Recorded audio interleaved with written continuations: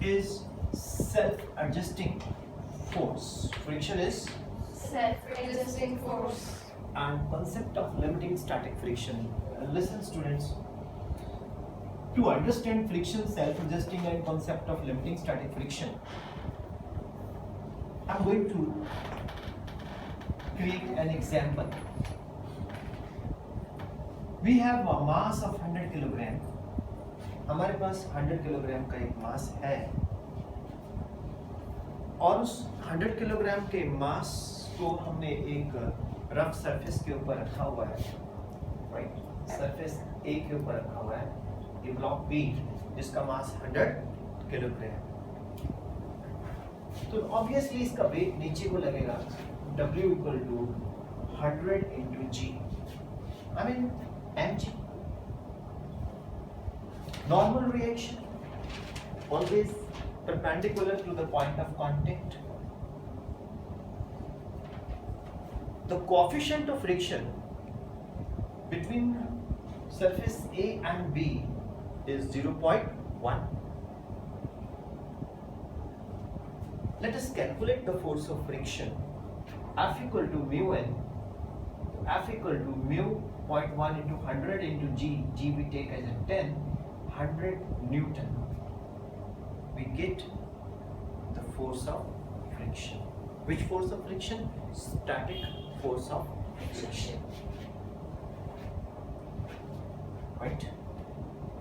Now I'm going to explain how friction is self-adjusting force in nature.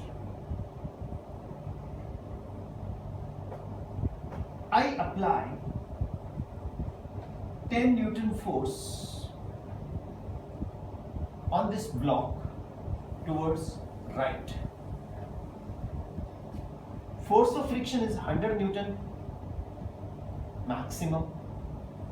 Will this block move? No. 10 Newton is adjusted.